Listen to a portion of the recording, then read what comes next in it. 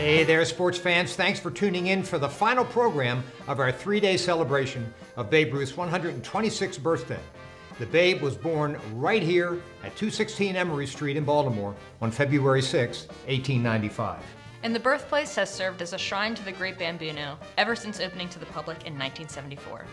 We're Katie and Mike, and we really do appreciate you joining us this evening for what promises to be an eye-opening look back at the Orioles' 1970 World Series win over the Cincinnati Reds. Our star-studded panel includes 1970 AL MVP Boog Powell, Hall of Fame pitcher Jim Palmer, and the man who was named Series MVP that year and who earned the nickname Hoover, Brooksy Robinson. The show will be moderated by Hall of Fame announcer and 14-year voice of the Orioles, John Miller. Now, before we get started, we'd like to thank tonight's program sponsor, Franz Weissman. Also, a special thanks to the dedicated team that helped put our virtual birthday bash together. Be sure to check out our silent auction, which closes out this Sunday. Now let's take you back to 1970 as we turn it over to John Miller.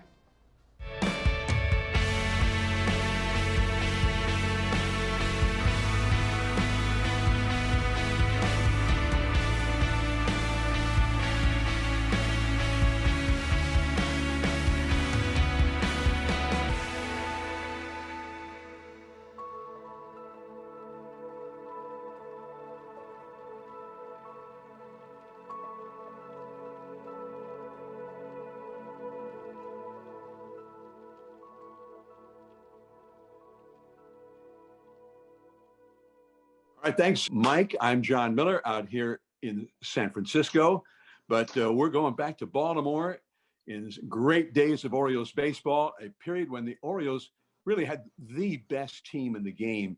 69, 70, 71, great pitching, power, great defense, and great Hall of Fame talent, that's for sure. 69, Earl Weaver used to say that he thought that was really the best of those three teams. And I don't know, I'm going to ask you guys about that. But 70 was the year they won it all. 69, the Mets, of course, pulled off the miracle Mets, pulled off the upset in that World Series. And then 71, the Pittsburgh Pirates, Roberto Clemente and company, they came from behind and pulled off an upset as well. But one thing was always there. These three guys were in the middle of it all. Boog Powell, the great slugger. And Boog, I'm a little shocked looking at your bio that you started in 61 with the Orioles. I didn't know that you'd been around that long. So yeah, 1961. I've been around a little while, John. Yeah, I've been around a little while. I came up, they called me up to, I came in at Yankee Stadium in 1961 in the game that Roger Maris hit number 58 in. And I got my first hit in that game. All right, cool. Well, that's a great memory. Now, and Brooks I was remember playing third. Later on, after you were gone from the Orioles, you kind of finished your career, I think, in Cleveland, when they had some really weird looking uniforms, all red uniforms and whatnot at times. And you were playing alongside Dwayne Kuiper, who's one of my broadcast partners out here in San Francisco. And I don't know, there was a pop-up, and Kite was a little reluctant to call you off since you outweighed him by like 80 pounds and, were a foot taller than him and whatnot. But he said something, he says, listen, Kite, at this stage of my career, this is you talking to Kite, something to the effect of the way I'm moving right now, if there's a pop-up and there's any chance in hell that you can get to it, you just go for it and don't bother calling me off. Yeah. The year before, that's a true story. That's a true story. And the year before, Kite was playing, he was playing second and I was playing first. And we both had a pretty good year that year. And our saying between Kite and myself was, the only way that you can get a ball between second and first is with a 22 long rifle. That's the only way you're going to get anything through here. So, all right. And we kidded. We still kid about that. You got to remind him of that. You had a little more range than maybe you're letting on then, if that's the case. But all right. So Boog Powell, great slugger, and maybe overshadowed. I'm going to ask these other guys about that. Jim Palmer, the brilliant Hall of Famer, 20-game winner, perennial. there was a stretch of, I don't know, what, 4 or 5 years, Jim, where if you added your starts, maybe 40 starts a year times 9 innings per start, that you pitched all but a handful of innings. I mean, Earl Weaver used to say you were the best closer that he ever saw. If you were ahead 1-0 or 2-1, 7th, 8th, 9th inning, forget about going to the bullpen. You were finishing that game, and you were not going to give it up. Well, John, when I got to the Orioles at 19, my roommate was Robin Roberts, and Robin had 605 major league starts and completed 307 of them. So I used to put him to sleep asking him questions. About 1:30 in the morning after he had watched Johnny Carson, he'd go, "Kid, I'm 38, you're 19." He said, "I got to get some sleep." So I learned from one of the best. And, the other thing is you got paid for wins back there. So not that I didn't trust my bullpen. I trust them a little bit more as I got older, of course. Or if I had Mariano Rivera, I would have said, "Mariano, here it is, pitch the first 8 innings." But, it's just kind of the way the game was. And, the best thing that ever happened for me is because I was a year before the draft, all 3 of us, signed before the Major League draft came into effect, that my parents said, "I think the team you should choose are the Orioles." And the Orioles lied to me. They said we don't have a lot of good young pitchers. They didn't tell me about Wally Bunker or Dave McNally or guys like that. But it was the best thing that ever happened. And I got to the Hall of Fame because I got a chance to play with Boog. We're going to talk about 70. He was the MVP. Brooks was the MVP in in the World Series. 16 Gold Gloves. But and then I played on teams where we had 3 20-game winners, which is what we had in 70. And then the next year we had 4 of them. So it's great to have teammates that know what they're doing. And boy, did I luck out when it came to that. Well, one thing I think everybody always thinking back to those Oriole teams thought about the camaraderie, the closeness. Now, I wasn't with the Orioles at that time. I got there in '83 as a broadcaster, but everybody, you and all the guys who talked about it, they talked about the Oriole way. If a guy came back to town, everybody wanted to see him, and there was truly a great camaraderie. And in a funny way, Earl Weaver seemed to have a lot to do with that. I mean, do you agree with that? Well, Earl would tell us he had a lot to do with it. No, on a serious note, he was a terrific manager. It's funny how in retrospect, guys will say, "Yeah, I would have loved to have managed those 69, 70, 71 Orioles that you talked about because, we won 109, 108, 101 ball games." And they would go, "Gee, which 20-game winner am I going to throw out there tonight?"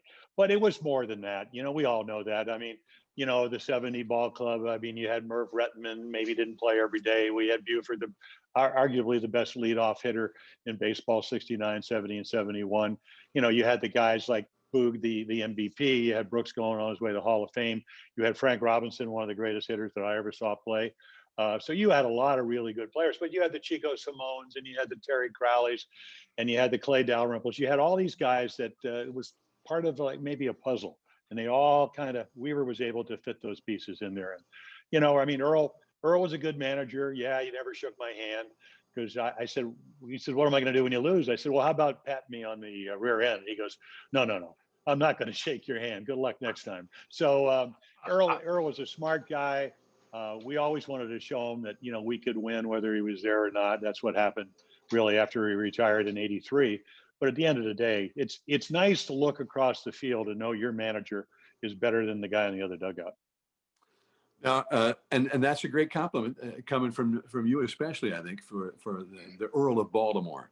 Now, Brooksy, you, by the time that you got to 1970, you were the grand old man for the Orioles. You'd been around since back in the 50s and well on your way to the Hall of Fame. And that 70 World Series, I think anybody who remembers that World Series, first and foremost, they remember it was the Brooks Robinson World Series, where if the whole country didn't know about your wizardry with the glove going in, they certainly knew it after that series. It seemed like Lee May, your future teammate, was forever hitting a shot headed for the left field corner, and you were flagging it down and throwing him out at first, and he just couldn't believe what was happening. But Jim Palmer mentioned Robin Roberts, and I remember when I first got to Baltimore in 1983, there was the big banquet, the Thompson Sports Banquet, and you told a story about Robin Roberts at near the end of his career coming to the Orioles, which Jim was just mentioning.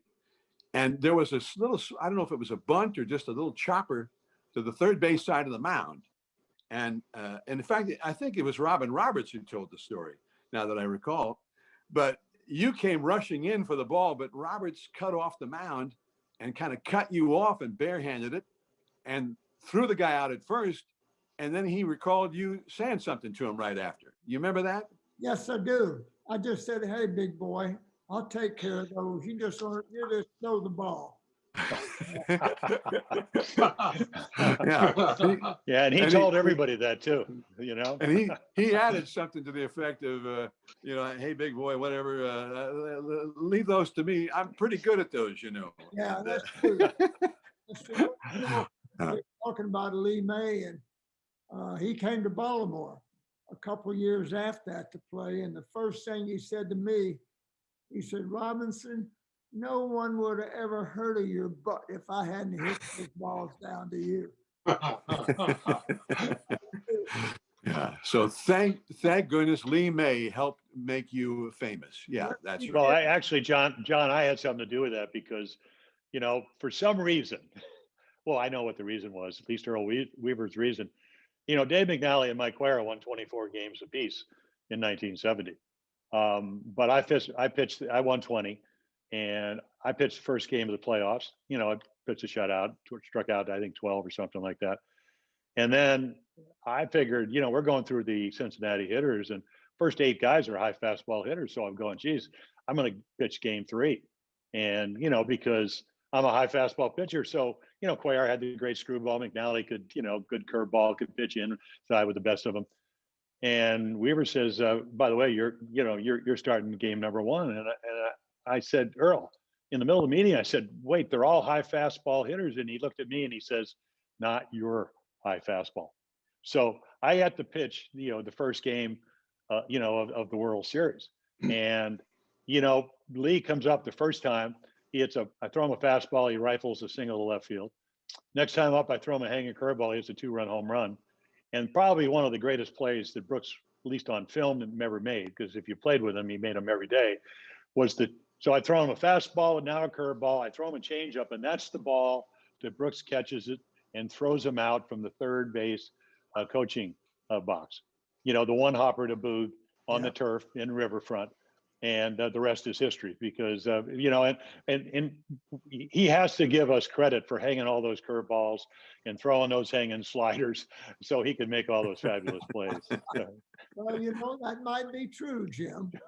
Well, I kidded Brooksy for years that was a great half of a play, because if I don't come up with a ball at first base and the ball's on the turf, I said it's C5, and he wins the car for the most valuable player in the World Series that year.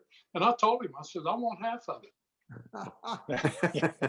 So, and nobody ever turned you down either. That's right. Well, it turned out. Well, anyway, it's a great World Series. But the thing I remember about that, John, the first ground ball that hit to me, I'm trying to think of the shortstop, Woody Woodward, I believe. He hit me a little 24 hopper. I picked it up. I threw high to Boog Powell for an error. And I'm thinking, oh my gosh, here we go again. I got one hit in the World Series in '69. And now the first ball that's hit. Here we go again. I booted it. And anyway, everything after that turned out all right. So that was the only one you booted in that World Series. That's right. That's the only one I booted. I knew that going into that World Series that, hey, Belanger and I were going to get a lot of work. That's the first time we'd actually played on AstroTurf. First World Series ever played on AstroTurf, 1970. Mark, I said, well, this is the first time. We took a lot of ground balls, but it really didn't make a whole lot of difference if you can catch the ball like Mark and myself. But, well, John, we played the All-Star game that year. So, Boog, you were the MVP in '70? I assume you were on the All-Star team, but I started it, so we had a little preamble to what Riverfront Stadium was by going there in July to play the All-Star game. Well, but still, the ball coming off of that turf was totally different. And I was really lucky at first base to catch either the one ball from Brooks that was kind of an in-between hop, and I couldn't tell if it was going to stay down or come up. I just closed my eyes and stuck my glove down there, and bang, I had it. So, you know, I was lucky. We knew that. But on the error that Brooksy had, if I'd have been Kareem Abdul, I would have caught that. So Yeah. Thanks a lot for not being Kareem. But you know, John, yeah, right. going into that World Series, I mean, I knew I was going to get a lot of work down there with Pete Rose and Johnny Bench, Lee May at third baseman. I can't think of his name right now. Well, they got Tony Perez hit 40 home runs. Yeah, you know, Tony, yeah. We're going to get a lot of work, and we Bernie did. Carbo. Yeah, Carbo. Well, that was sort of the precursor to the Big Red Machine. They didn't have Joe Morgan just yet. Yeah, I think that's the big difference. That's I mean, Joe. Yeah, I mean, well, I mean, if you look, Bobby Tolan, who was a leadoff guy, he stole he had 15 home runs, hit over. I think he had 315 or something like that. Stole 57 bases. But Joe Morgan, who passed away just recently, was, I mean, two-time MVP, pretty special player. I didn't throw too many leadoff home runs. One in the '69 World Series to Tommy Agee. Of all the starts I had, whatever, 560 or whatever, and the other one was to Joe Morgan. And the reason was I went 3-2 in the '77 All-Star game, and I'm going, if I walk him, he's going to steal second, and if he feels fresh, he's going to steal third.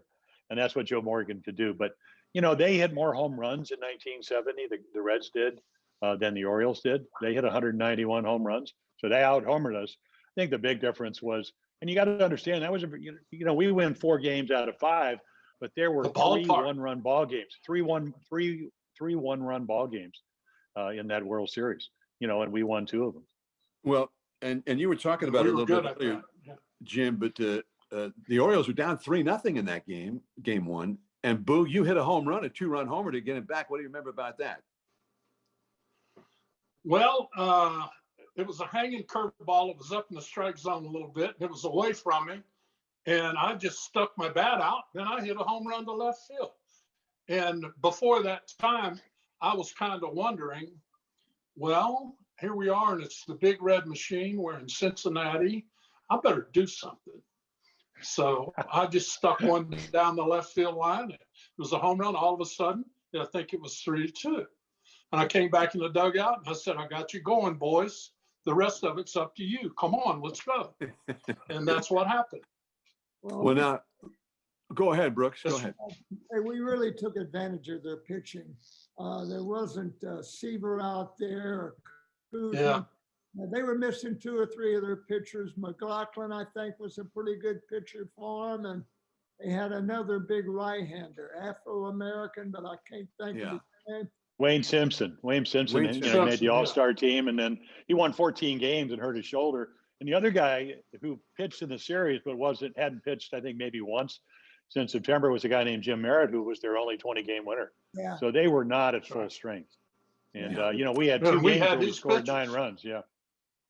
But now later in that game, in the 7th inning, Brooksy, you hit a home run, put the Orioles at 4-3. That proved to be the game-winning hit. What do you remember about the home run?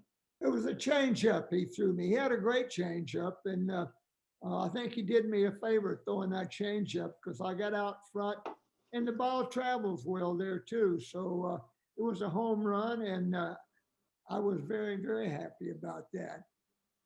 Did you know it was going as soon as you hit it? Boog, I didn't know it was going like you do. I mean, I kept saying, go, and I didn't have to say a word. Now, that game also, one of the sort of famous plays and maybe infamous plays was a tag play at the plate. Elrod Hendricks was the catcher for that game. And Bernie Carbo, that you guys mentioned, was heading home, and there was a tag play. But the subsequent television replays kind of showed that Elrod had the ball in his hand, and he tagged him with an empty glove. It was, but it's funny. It was the 1st and 3rd, 1 out. Ty Klein pinch hit. I'm pitching, and I throw him a curveball. It was up a little bit, and he hits a chopper.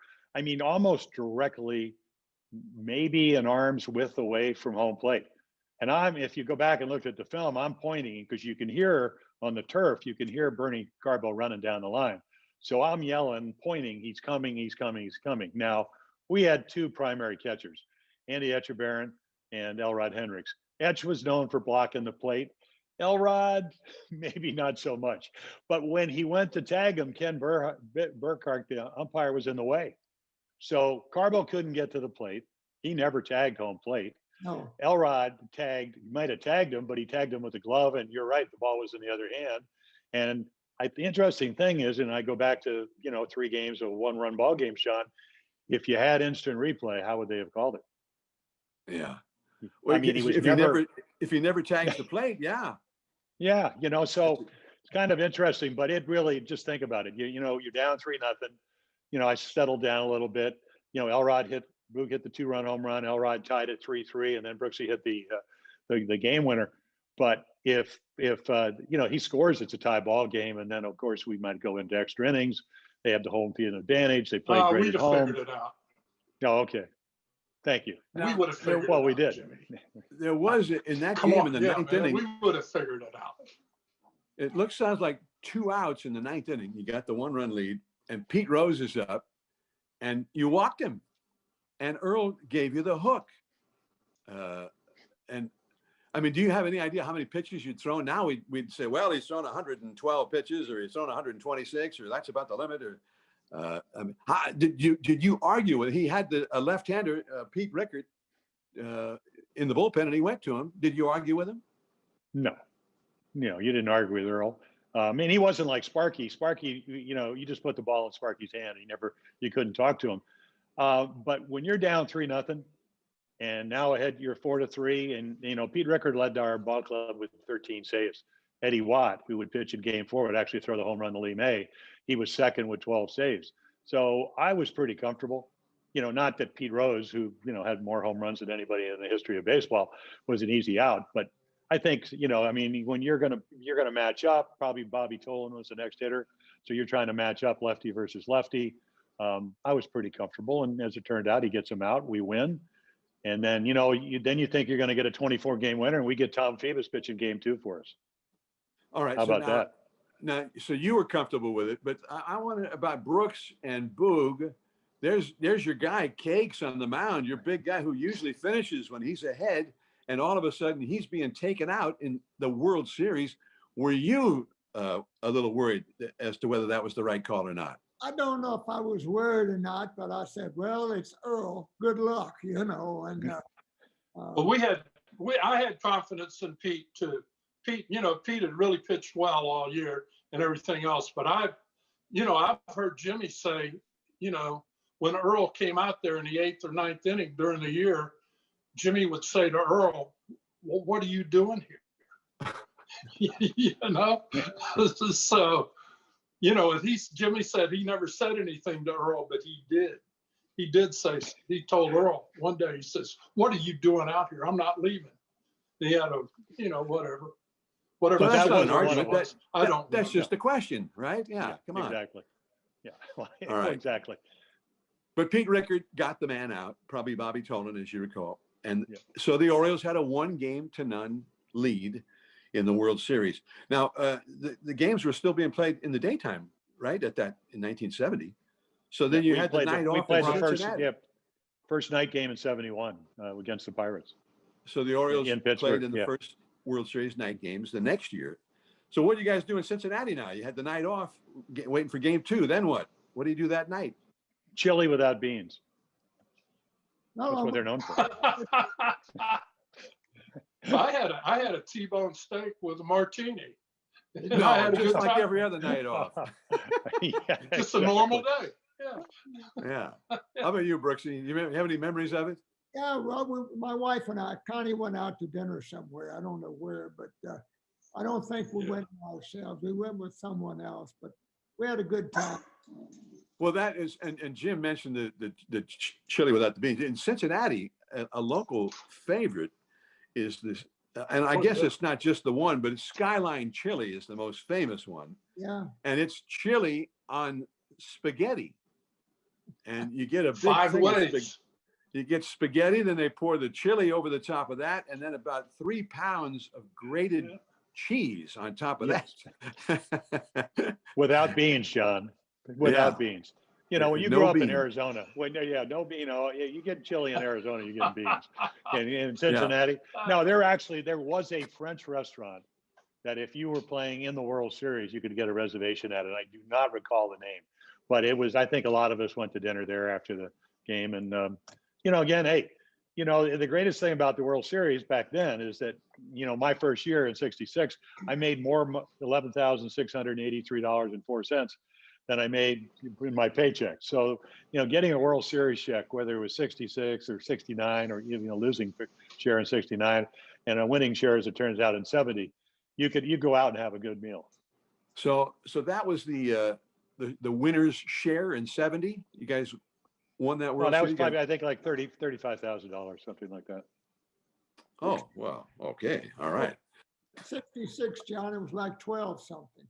Yeah, Oh, it 12? was 12. 12 Yeah. No, I know that. $11,684. Is that right? in Yeah. '66. It Yeah. was 11,600 Yeah. because I was $80 some making 8,000 that year. Really? Yeah. So this was pre free agency you guys are talking about. You guys had you had to just play for the Orioles or for whatever they were willing to pay you, or just give up baseball and go do something else. That was about the only option you had in those days. John, I held out a week for $500, you know, and finally, Harry Dalton was the general manager, and he said, I was in spring training. He said, come on down, let's work this out. I went down, and he said, I tell you what, I'm going out of the room for 10 minutes. You think about it. So he left, and I'm sitting there by myself. He comes back in 10 minutes. He says, well, what do you think? I said, John, I deserve $500 more. I was already getting a little raise. I said, I deserve 500 more.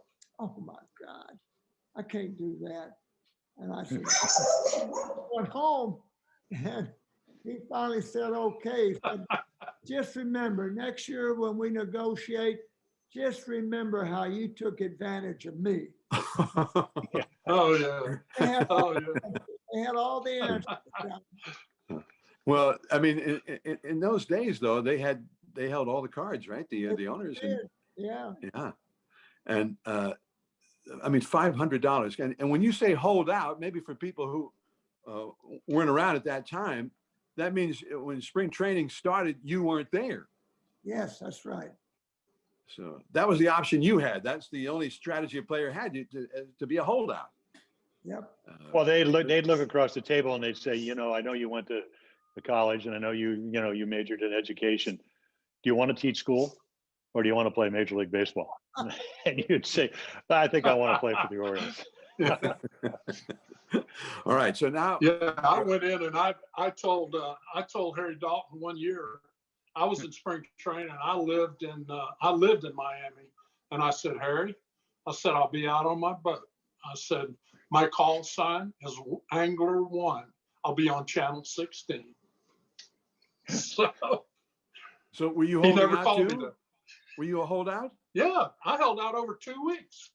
Oh. And did you get the When how much? the MVP year in '70?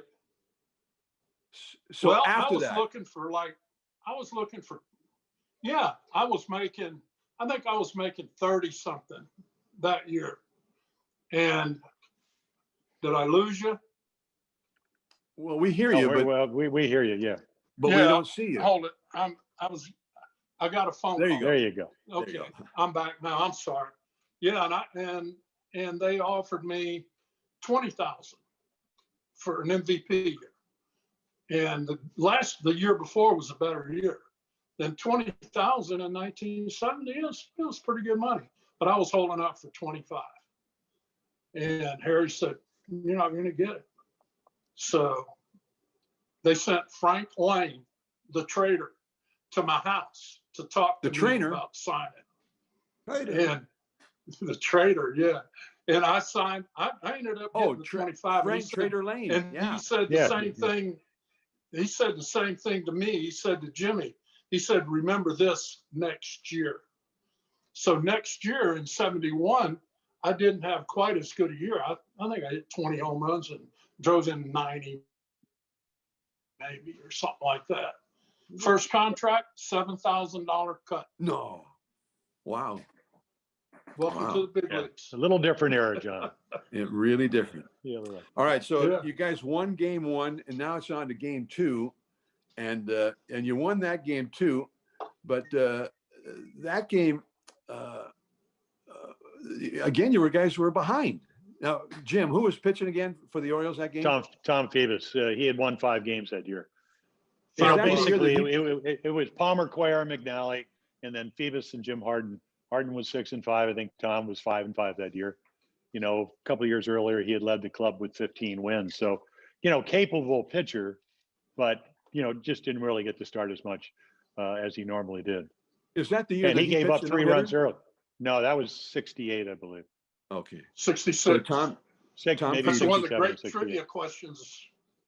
The great trivia question of all time is who caught that game? Kurt Bepley. That Phoebus Kurt Bepley. no hitter, and yeah, oh, Leroy. okay. In the only 68, game he ever caught. Kurt Bleffery. Yeah. Powerful left-handed hitter.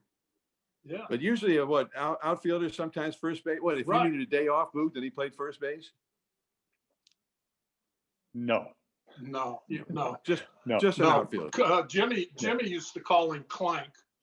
No, Jimmy used to call him no. Clank. That was Because when his the ball nickname. That- when the ball hit yeah. his glove, it went clank, No, that was Don Buford. and he Buford tipped it. one in. He tipped one over the fence for Jimmy one day. He hated it. But now Yeah, in that well, game two, Yeah. you guys are down by 4 runs. And as you had done in game one, Boog, apparently you hit a home run to start the comeback again. What do you remember about that? I think McLaughlin was pitching, and I don't know. I think I was ahead in the count, 2-0, and I just sat on a fastball and I let it hang out, and I hit a home run into the upper deck in dead center field, and I might venture to say there hadn't been a whole lot of balls hit up there. I never saw any. It was one of my better home runs. Wow. Pretty impressive. Now, then later on, Yeah, you got this comeback started, but later on, you guys had a 5-run rally. And Boog, you had a base hit, and Brooksy, you had a base hit in that big rally. Yeah, I think I hit a ground ball to right field for a base hit and scored, and they scored a run. We scored a run on that. All right. And anything going on there? Was it a hit and run? Was the second baseman breaking the cover? Or... No, Earl Weaver didn't hit and run. Earl didn't know that sign. Earl didn't. He said too many bad things happen if you hit and run. I they brought a pitcher in, relief pitcher, the right-hander, Jim. I can't remember his name, big right-hander, and hit a fastball off, just punched it to right field. So anyway. Well, it's funny, John. You go back and look at those World Series. We're in the dugout, and Elrod Hendricks never, one time hit a ball to left field, and it was in that inning. Yeah. He hit a ball right over the third base bag. Wow. In batting practice, he used to hit him in the upper deck so far foul down the right field line in Memorial Stadium that the ushers that were cleaning off the seats would be ducking. I mean, they, 75, 80, 90 feet foul. Yeah. So for him to hit a ball to left field, 40-ounce bat. yeah, with a 40-ounce bat, things are going your way. All right. So, and you guys win that ball game 6-5, trailing again. So now the Reds, they know they're in trouble. Now you're going back to Memorial Stadium, going back to Baltimore.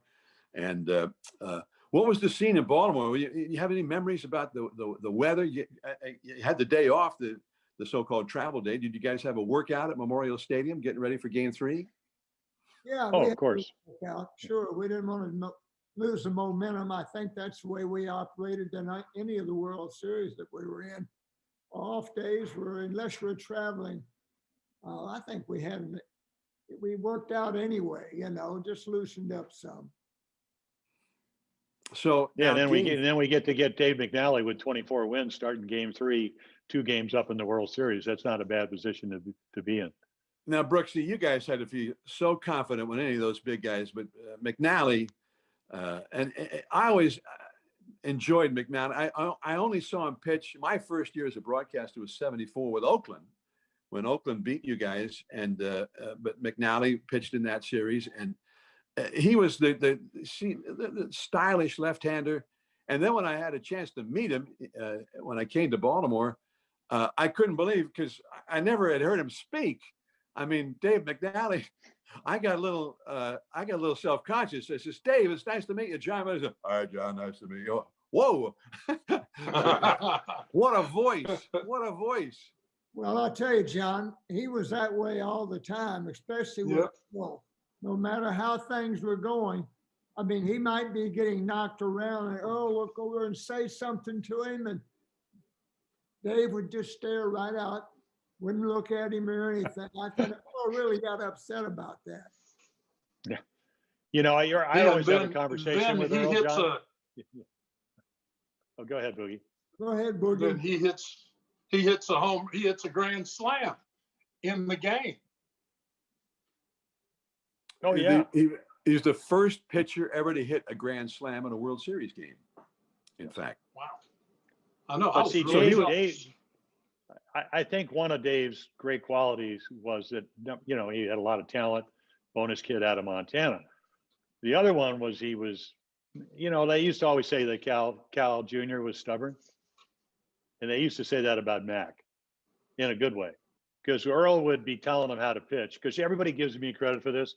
But, you know, we come in from extra batting practice and we're sitting on the steps of the dugout waiting for regular batting practice. And Earl comes over, Earl Weaver, and he's going to give us his, you know, this little primer on pitching and all that. And Dave finally looks at him. He says, Earl, the only thing you know about pitching, it was difficult to hit, which is why you never got higher than AA ball.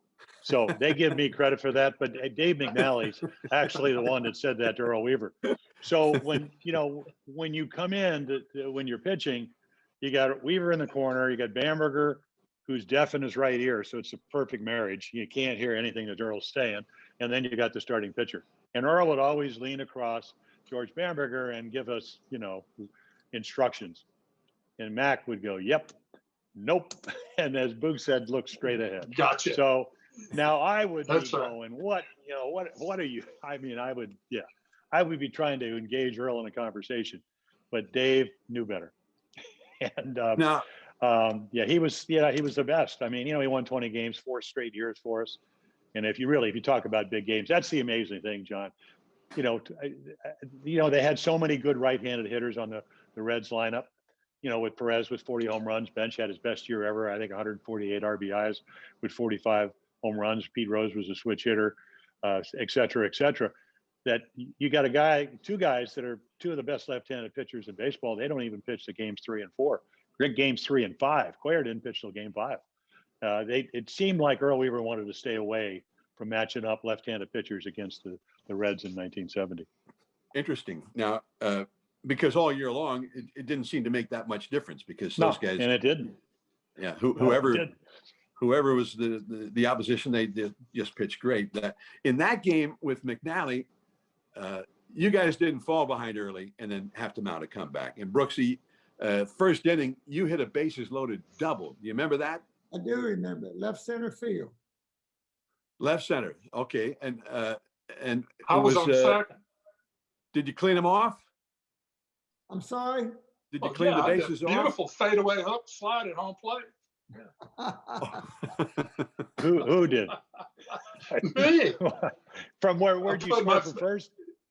No, I was on second. I don't remember how I got to second. I thought you might have scored from third, Boog.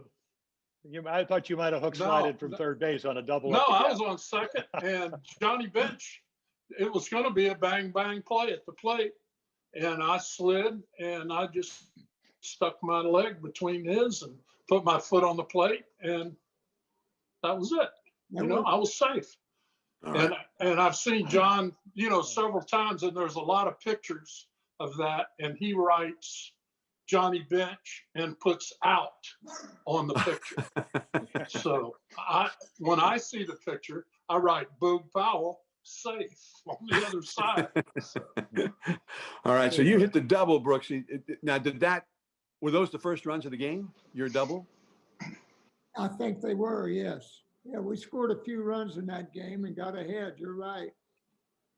Later think on, he got Frank another Robinson hit hit a later home on.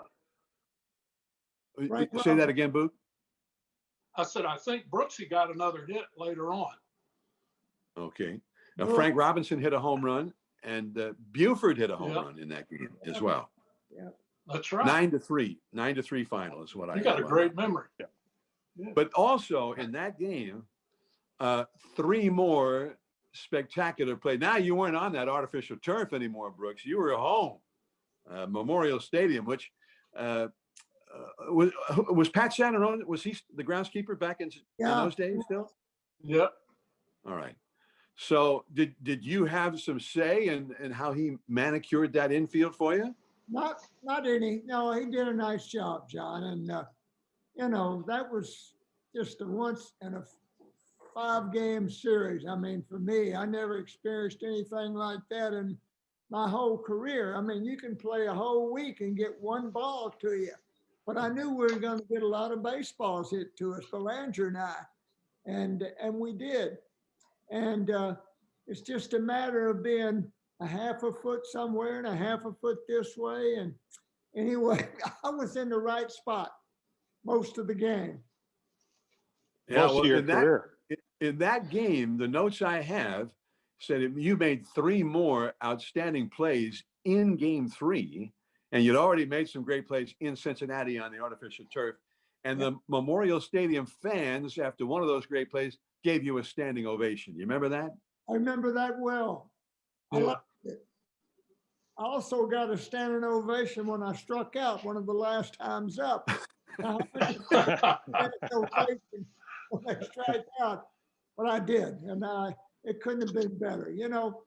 Our team, we got Frank Robinson here in '66, and he was certainly the best player all around, one of the best in baseball. I put him with the guys like Aaron and Mays. He was right in that group. What a player, and have him on the team really made a difference. When Frank Robinson made it into the Hall of Fame, and he was primarily a right fielder with Cincinnati, then later on with the Orioles, primarily right fielder.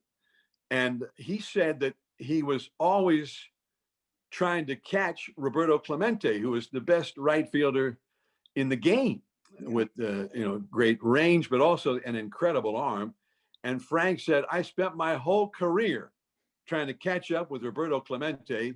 And finally today, I caught him and went into the Hall of Fame. So so that was kind of a nice, magnanimous comment too from Frank. And it wasn't just Roberto Clemente. I mean, Frank got overshadowed by Hank Aaron. He got overshadowed by Willie Mays. And I always thought maybe one of the most underrated of the greatest superstars in the game. And he was your guys' teammates when he got there. That's when you guys won your first World Series. How do you feel about that? Yeah, well, excuse me. He fit in with our team. I know Frank would have a few things that happened in Cincinnati, and he was an old 30 when he came to us. But he fit right in with us. I mean, we had a great bunch of guys on our team with Blair and Buford and Palmer and Boog, and we just had a lot of fun, and we were pretty good. So that was the big thing, but he really put us over the hump when he came. In fact, in '66, he won the Triple Crown, as you know. He led the home runs, batting average, runs batted in. How many times do you see guys do that? Well, when I first came to the Orioles, 1983, to broadcast, and you were going into the Hall of Fame that year, later that summer. And when we were on road trips together, we used to get up early in the morning, go take a run. And I don't know how far we go, 2-3 miles or whatever. Although I usually tell people 4 or 5, 6 miles. But so if somebody asks you, Brooks, kind of cover me on that one, will you? But we were, and I asked you about it, and you said, well, my family thinks it'd be good going into the Hall of Fame if I trim down a little bit before the ceremonies. Well, the good thing about being an announcer, John, is you got good food in all these places, Yeah, man. So now you've won the first 3 games of the World Series. McNally wins game 3, 9-3. Really, the lineup just busts out. And Jim, you came back, and were you surprised? You were surprised that you went in game 1, but also Mike Cuellar, great left-hander, who seemed like he'd be well suited to face a good right-handed lineup, right, with that screwball. And he didn't go in game 1, and now instead of going to game 4, Earl brought you back. Were you surprised again? That's when I knew he didn't like me, John. We got a 24-game winner. We're not going to pitch him today. So, it's just like the All-Star game. When in 70, I went to Cincinnati, first All-Star team. I figured, it's going to be great. I can go watch. I can have a good time. I can get an All-Star ring. Maybe I'll pitch an inning. Well, he made me start it. I mean, Willie Mays led off, Rose hit second, bench. Aaron, Dick Allen hit seventh, hitting seventh, and you're facing that lineup.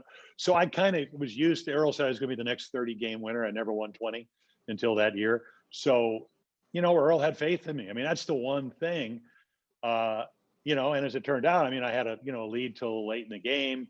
I'm singling a walk, I think, in 7th inning, maybe 7th or 8th inning. And Eddie Watt came in, and then Lee May.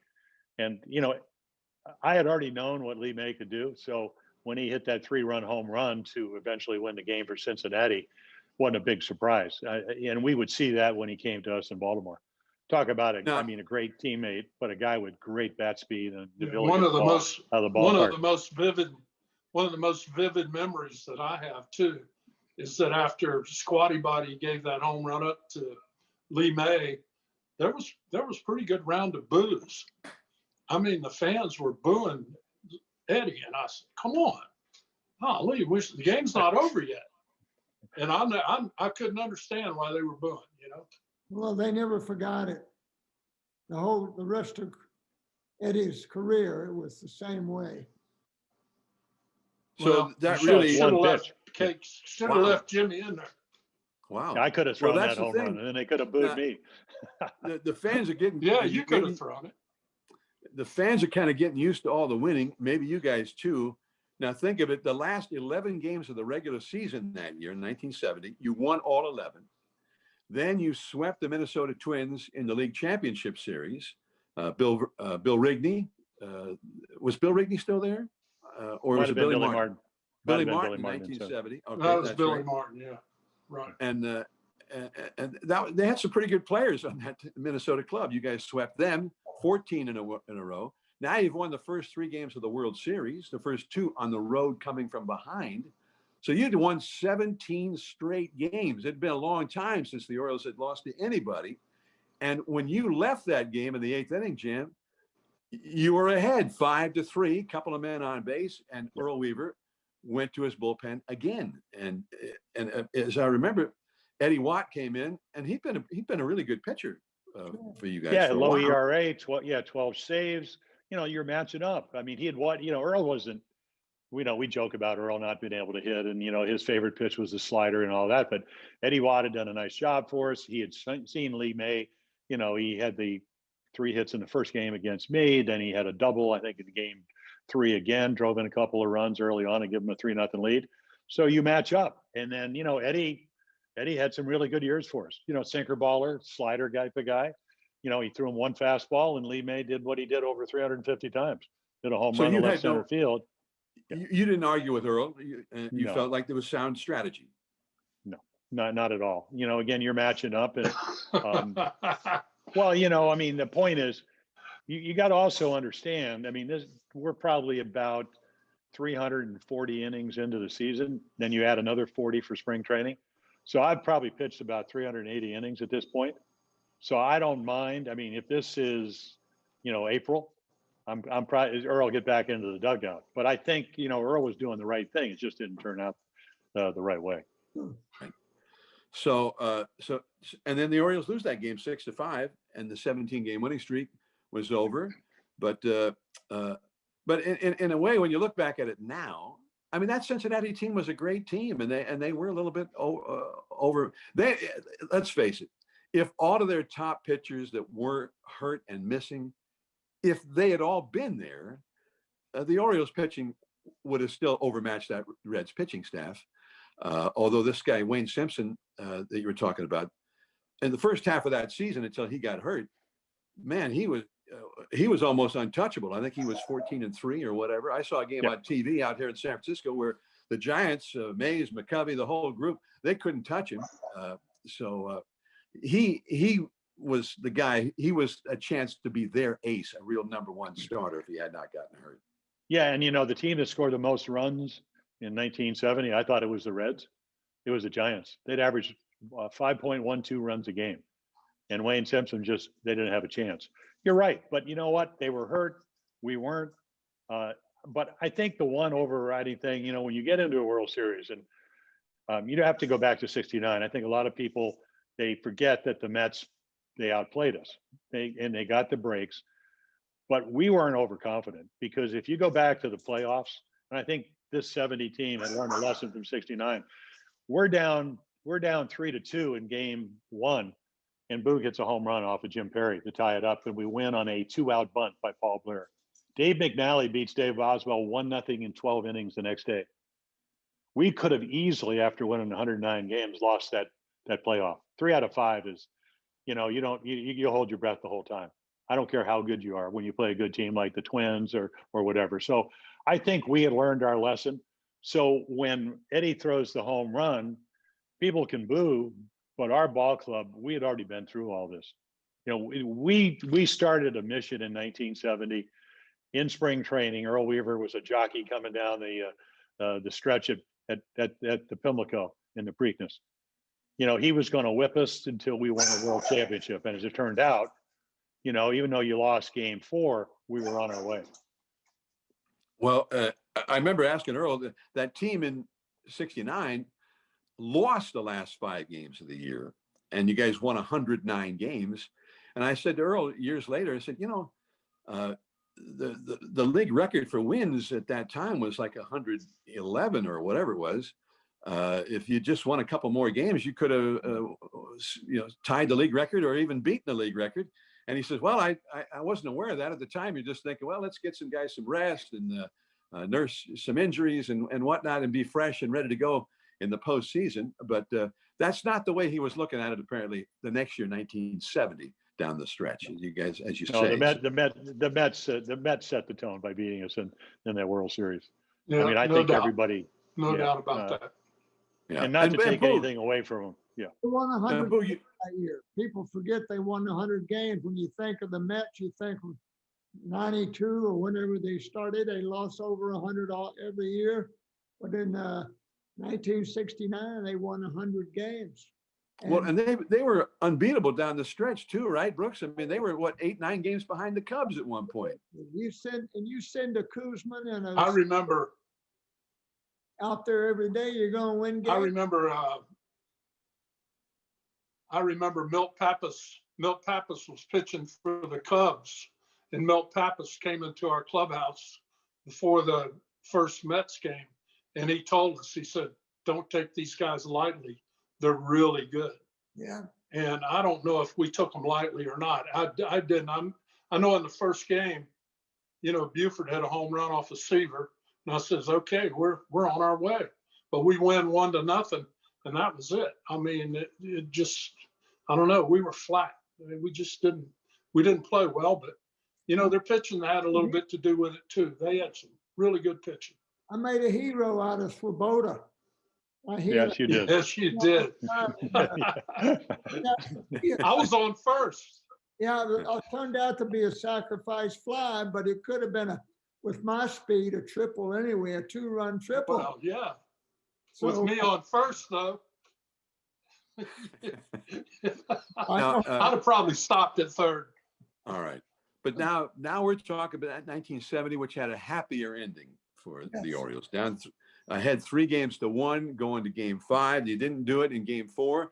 And I think if you're a fan, you're happy that there's another ball game. You don't want this thing to be over just yet. You want to see all the games you bought tickets for, right? So game 5, October the 15th, and Mike Cuellar did start. And Jim, the mystery about it, maybe Earl knew what he was talking about, because Cuellar got touched up for 3 right away, first inning. Well, but you have to also go back, he hadn't pitched in a while. So, you take a guy that's used to pitching every fourth day, and because of Phoebus and myself pitching a couple of times before him, now all of a sudden you go out there against arguably one of the best hitting teams in the National League, a team that hit 191 home runs. It's easy to give up some runs. But the one theme, John, as you've talked about, we're down 3-0 in games 1, games 2, and games 5. And our ball club, offensively, I think we hit 10 home runs in that World Series. The Reds hit 5. We out-hit them. We out-pitched them. And Brooks outplayed him at third base. So, again, 3-0. I suppose if you're going to do it in game 5, you've done it on 2 occasions and won those games. So all it was a matter of, could Cuellar straighten, you get his act together, and he did. Cuellar did not allow another run. We all knew that Cuellar gave up runs early in the ball game a lot over the course of the year, and I wasn't worried at all. I said he had them right where he wanted them.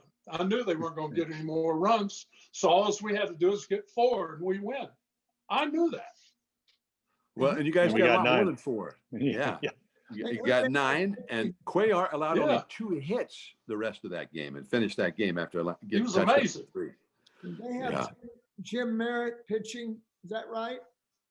Jim pitching. Yeah, I think he won 20 games for him, but he had the arm problems. He was struggling, and Frank hit a home run early off him too, I believe. Yeah, Merv Redmond hit a home run in that game. Yeah, right down the right field line. What about Gullett? Gullett Didn't Gullett figure in there somewhere? Well, he came in relief in one of the games and pitched like 4 scoreless innings. He would eventually, he had arm problems too. So, again, this was, the Reds won 102 games. They just had a lot of injuries in their pitching staff. Well, the Orioles win that game, and it ends up being kind of anticlimactic. You guys end up killing them 9-3. Do you guys remember any of the big hits, or were there some big home runs? I mean, how'd you get all those 9 runs? Brooks, you and Boog didn't knock them all in, did you? No, I'm afraid not. Maybe that was the game Brooksy knocked me in. I was on second base. I don't remember how I got there. But Brooksy hit a ball over the shortstop's head, and I scored, and it was a bang-bang play at the plate. I think that was the game. Yeah. So that third base coach was always waving you in, apparently, Boog. Billy Hunter. Oh, Billy Hunter. Billy Hunter was my best friend. I shook his hand like 35 times that year. He used to tell me, go ahead, but I don't think you're going to make it. So that's how much confidence he had in my. That's right. He said, you got to go. You got to go. And I was going as fast as I could. So you guys win that World Series, and then I always thought, Brooks, it was that game, but maybe I have it wrong, because you came running into the mound and you made a leap in the air. It looked like you were 5 or 6 feet off the ground, like you had taken flight. And a very famous picture from the end of that series. Photography. Yeah, that was 66, John. Yeah. Well, that was a 66 one. Okay. Yeah, John, he was 4 years younger and had much more vertical leap in 66 than compared to 70. So by 1970, you didn't have the vertical leap. You just had this ability to catch every single ball that was within 20 feet of you. And you got named the MVP of the World Series. And Johnny Bench said, if we had known he wanted a new car, you got a new car for winning the MVP. If we'd known that he wanted a new car that badly, well, we here on the Reds would have all chipped in and bought him a damn car. Well, it's once in a lifetime for me, so couldn't happen better. And what was the scene in Baltimore? There was a day or two later, there was a big parade through town. How'd that work? Yeah, we had a parade. Yeah. I mean, it was overcast. Boog had the biggest car, and as always. Mr. Hofberger was very glad that we went 5 games, because in '66 we only played 4 games, and the owner didn't get to share in the proceeds of the game. So at least he got a little bit of something. Yeah. And he took us all out to dinner. You gave him a 5th game. Okay. All right. That's right. So, That's right. and Brooksy, now you're the MVP of the World Series. Were you in demand on national TV and whatnot after that, or what? Oh yeah, I went to different banquets, and it was good. I enjoyed that, and it was. I had my family here. My wife's family was here, and a few other friends. So it couldn't have worked out any better for me. And when I look at it now, John, it's a once in a lifetime series, and it happened to be the World Series. That's the way I think of it. And Well, I always remember, Brooksy, the day that you went in the Hall of Fame in 1983. yep, And the Orioles were having a hard time replacing you.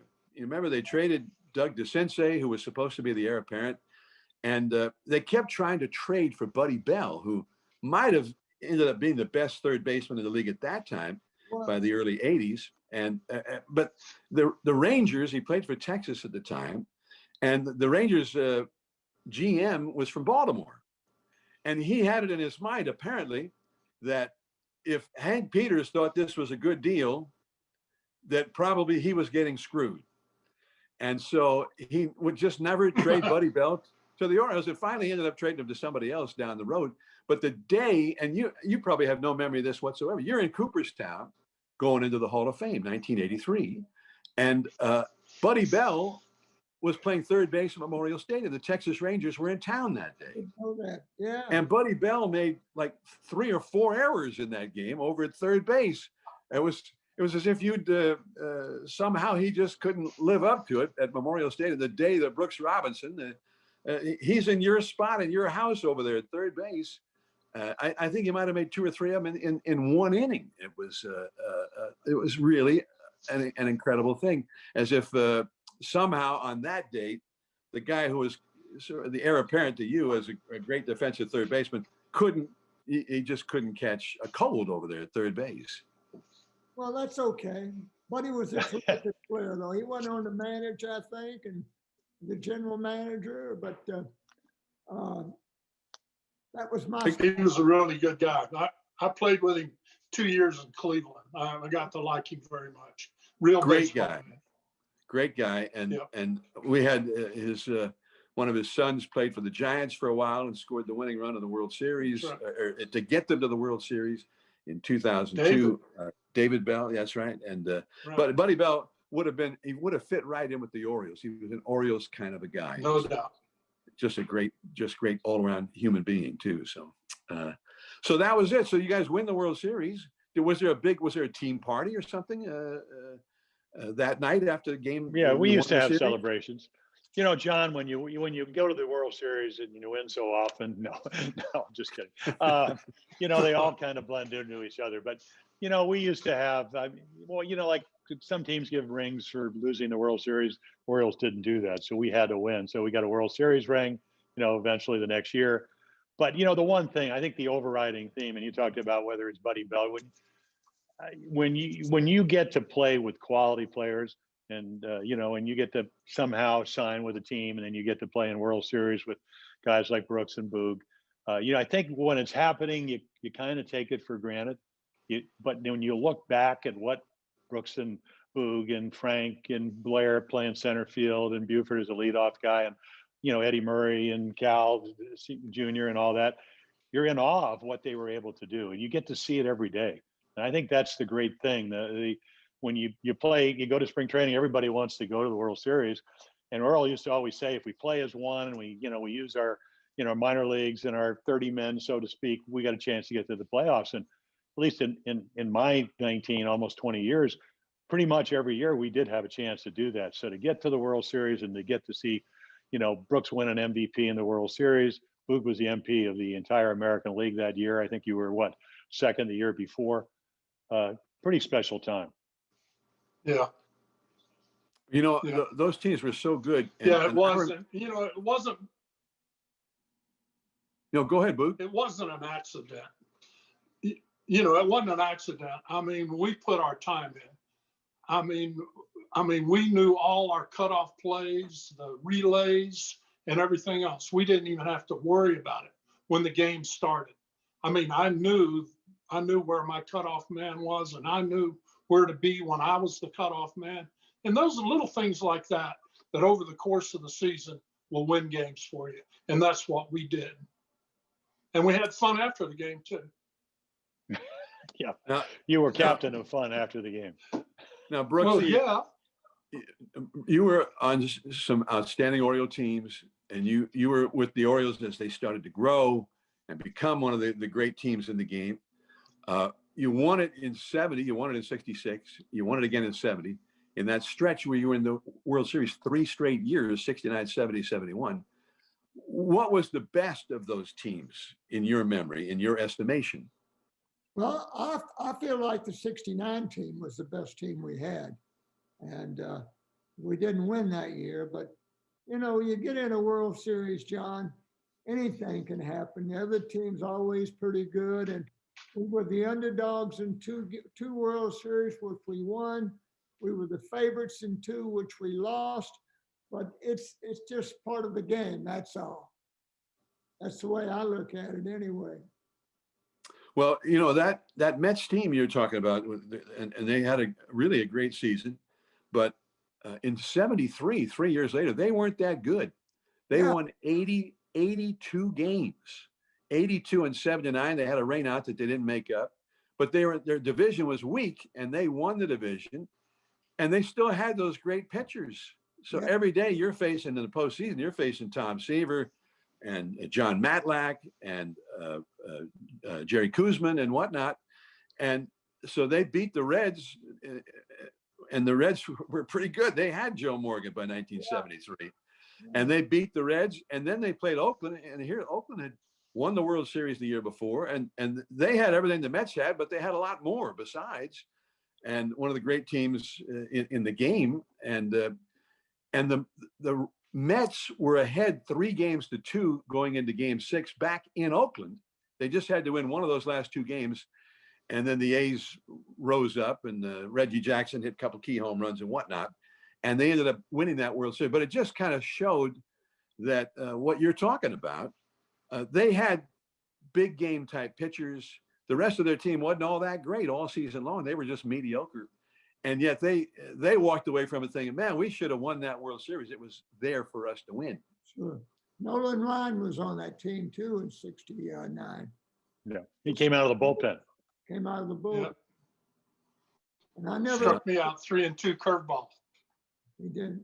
I never Throwing liked, 105. I never liked guys who pitched through that hard. And Nolan always didn't know where it was going, but I always say my heart was in it, but my rear end wasn't. It was gone. All right. So I don't know if we're coming up on the time, but that 1970 was that era where, and the Orioles had some outstanding teams after that. And Jim, you were a part of it again in the late 70s into the early 80s, when the team had another great run in the postseason and did win the World Series in 83.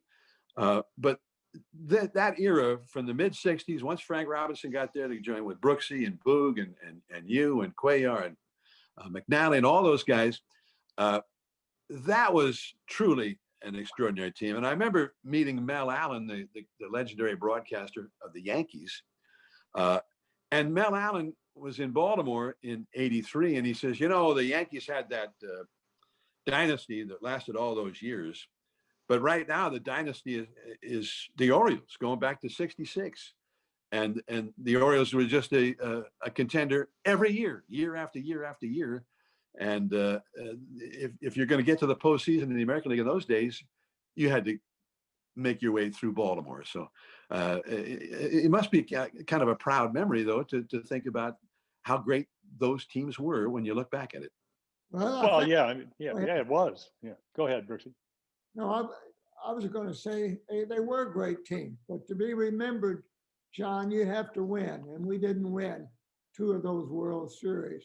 But anyway, we were a super team, and we enjoyed it. We had great guys, and we still see one another. A lot of us. I talk to Boog and Jim, or once a month, and they talk to me. So anyway, it was a great relationship and a great time for the Orioles. And Boog, in a way, you were kind of like Brooksy. You grew with the team, getting there in '61, and until the dynasty really got in full flower. Well, I got to know Paul Richards a little bit, and of course Brooksy played for Paul Richards, and Paul Richards was, he was the man back in the '60s. Then we got Billy Hitchcock. Billy Hitchcock came in '62, and then Hank Bauer came, I think, in '64. That's right. And I hit 39 that year. We almost won. I mean, we were like a game and a half out and finished in third place. And this was in '65, we were a good team. And then, of course, '66, Frank came. And Frank was I don't know, I hit behind him. That's why he did all that stuff. So I kid about it. They didn't want to face me. And I kidded him about that for all the years. Yeah. And Well, I don't know. It's It was true. just, let's go kick somebody's butt today. That was all of our feeling. And we had kangaroo court after the game, and we only had kangaroo court when we won. And we all enjoyed having our kangaroo court a lot. And Frank was kind of the judge in a lot of those kangaroo courts, wasn't he? Kind of. He was the judge. Yeah. He was it. Yeah, you didn't talk back to Frank. But of course, it was all done in jest. But it's funny, John. Everybody talks about discipline and whatever. The kangaroo court kind of was a way of us self-disciplining ourselves. If you didn't show up on the bench on time, or you yawned, or you didn't do this, and we used to have certain awards that were classic. Like John O'Donoghue used to pitch for the Indians, and he'd throw some long home runs. So we'd have the John O'Donoghue Award. If you threw a long home run, you'd get it. Don Buford, every time we would give him the no touch award, because he was the best offensive leadoff guy in baseball, but he couldn't catch. We give him the no touch award, and then we had a red ass award, which we used to give Don once we gave him the no touch award, because he would get so upset. So we just had different awards that kept everybody on their toes. The fine would be a couple of dollars or whatever.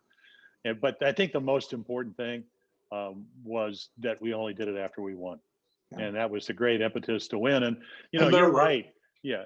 Because if you go back to, I got there in '65, we won 94 games. We win 97 games. Frank gets hurt in '67. I get hurt. Dave McNally gets hurt. From 69, we won 109, 108, 101. 73 and 4 with a hit. I don't know if you were doing Oakland then or not, John, but we were always one hit or one pitch away from beating the A's, and they won 3 consecutive World Championships. So we had quite a run, and it was great to be part of it. We won the division. Yeah. Well, my first year was 1974 with the A's, and they had won 2 straight World Series, right. And then there they were playing Baltimore. My first postseason as a broadcaster, and they ended up, the way things have changed. Now big crowds are expected all around baseball. If you only draw 2 million fans, it's like, that's it, just 2 million. Where was everybody? And you go back, getting to 1 million, that was a good year back in the '60s. 1.2 million. We never drew more than 1.2 million with all those great teams until 1979. When Edward Bennett Williams had bought the Orioles, and they were doing more, more broadcasting and more advertising in the Washington area. So the whole Metroplex actually embraced the Orioles. Well, my first year, '83, the Orioles had never had a 2 million season. I think '79 you drew 1.6 million, almost 1.7 million, and that was the record. And they drew 2 million in '83 for the first time. Miller Brewing was a big sponsor, and they promoted a whole thing. Instead of it's Miller time, they had it's 2 million time, and they bring in a celebrity to paint in the new increment on a sign they put up outside of Memorial Stadium, and so on and so forth. That was the first time. But in '74, you had not just the 2 best teams in baseball that year, but the 2 best teams in baseball year after year for several years, because Oakland was good from '69 on as well, and had all this great talent. You guys, same thing, great pitchers, great home run hitters, future Hall of Famers. That year you faced off in the postseason, which was not surprising. The Orioles had drawn 900 30,000 was the total attendance for the whole season. And the A's, who had won 2 straight World Series, it sounds impossible when you say it now, after winning 2 straight World Series and on their way to another one, they drew 840,000. So a little over 10,000 a game. And and none of the postseason games sold out. The 2 games in Baltimore, games 3 and 4 in that 74 ALCS, 24,000 for game 3, 29,000 for game 4. And they were both great games. So anyway, and as I recall, Jim, you and Vita Blue matched up, which you'd think, man, that should sell some tickets. But it was just a different kind of a world in baseball in those days. That's for sure. I got my last hit as an Oriole in that game in '74 off of Rolly Fingers. Hit a line drive back up the middle, one hop to the center fielder, and that was my last at bat as an Oriole. Wow! So I broadcast your last at bat as an Oriole. Wow. Well, yeah, and you did right, my you one. did. You did my 1-0 loss on the Bando home run in the 4th inning to Vita Blue. It was a 1-0 in that playoff. It was one of those great matchups that lived up to billing. I mean, what a game! And you probably remember me pinch running in the on first base when we were down by 2 runs, and I think in the 9th inning with Don Baylor up. Yeah, although it's funny. I go back and think of that. Like I said, maybe 1 pitch, 1 hit away, and Catfish is pitching one of the years 73 or 74, and you're thinking, geez. All we need to do is get another run off Catfish and we can tie this game. Maybe 2 will win. And you never could do it. It's amazing when you face good players, things just don't happen the way you want them to. Plus, when you're playing 3 out of 5, that's not to score there. I mean, that's 3 out of 5, and it just that doesn't seem fair to me. And we lost in 73 and 74. And I think the big mistake was we didn't have Frank with us. He got traded. And I think that was one of the things that really led to us not getting back in the World Series. Well, that's interesting. And another time Frank Robinson was traded, and the team who traded him may have wished they hadn't, just as was the case before '66. Well, guys, I suppose we've gone as far as they want us to go on this, but a great treat for me to be able to have you guys all to myself and talk about great days in Oriole history. And what about 2021? We're in the time of the pandemic. They had a whole season with nobody in the stands last year. Maybe we'll have fans. We won't have full houses, even if we have fans at the beginning. What's your expectation? Are we going to be able to get a season in right now as we do this in late January? The expectation is that pitchers and catchers will report right on time. We'll have spring training and then get the season started on April the 1st. What do you think? I think. Well, obviously they can play under the circumstances they did last year. I don't think they really want to do that. I don't think the players want to do it. The owners, the game is revenue driven, obviously. It'll be very interesting. I don't know, John. I mean, I never even went to Baltimore last year. I did Zoom broadcast. I don't know if you did any away games or not, but I think there will be baseball.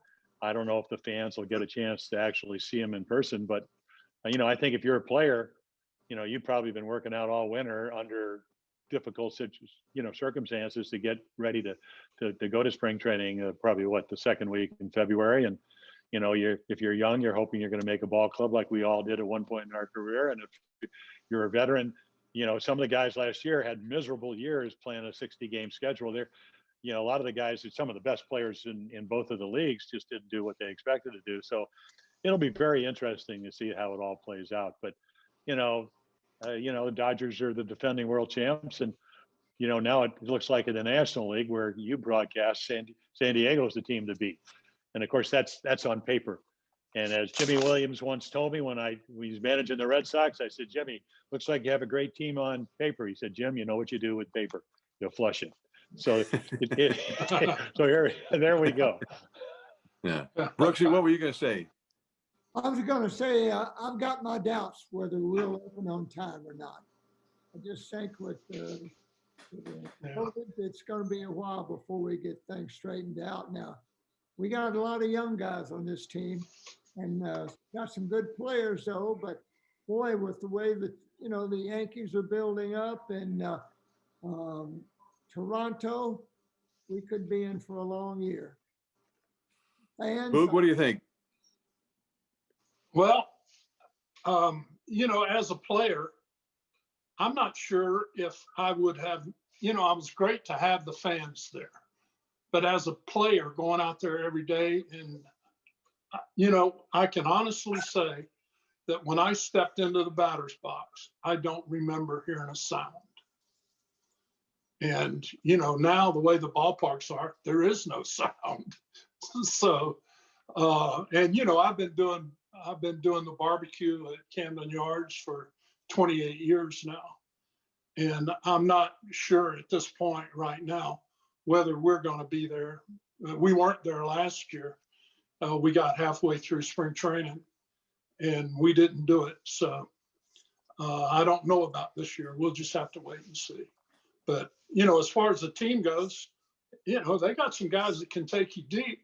So they're going to have to get some guys that don't give up the long ones too, though.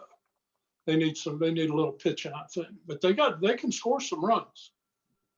And Trey Mancini has the cancer is in remission, and he should be back. That's exciting. Yeah. And, well, I think, John, the biggest thing, and Brooks and Boog and myself, we all started in minor leagues. Probably the biggest thing, the Orioles are in a rebuild.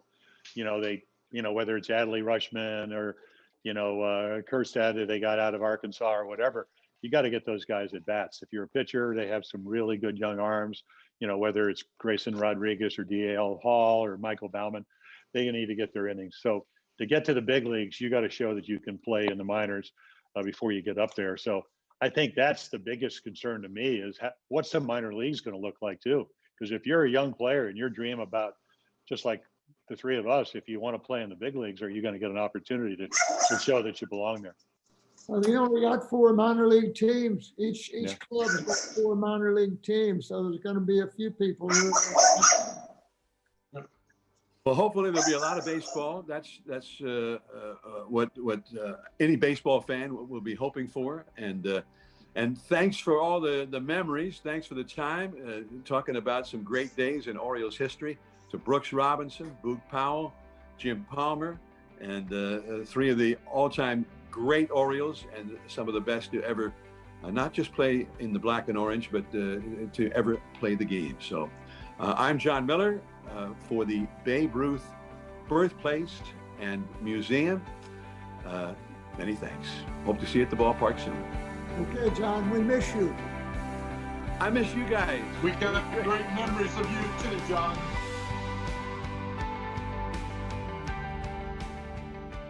Fantastic program, fellas. Brothers in baseball forever. Our thanks to John Miller, Brooksy, Cakes, and the Booger. It just doesn't get any better. Many thanks to all of you for tuning in and supporting the Babe Ruth Museum's 27th annual Babe Ruth Birthday Bash. We'll be coming back with a live Q&A for you with John Miller at 7:30 tonight. In the meantime, visit our silent auction. All proceeds benefit the museum as we carry our mission to sunnier days. Once more, many thanks to our sponsors, especially Fran Soisman, whose generosity has allowed the museum to display Brooks's 1970 World Series MVP award and his 1966 World Series ring. That's it for now. See you at 7:30.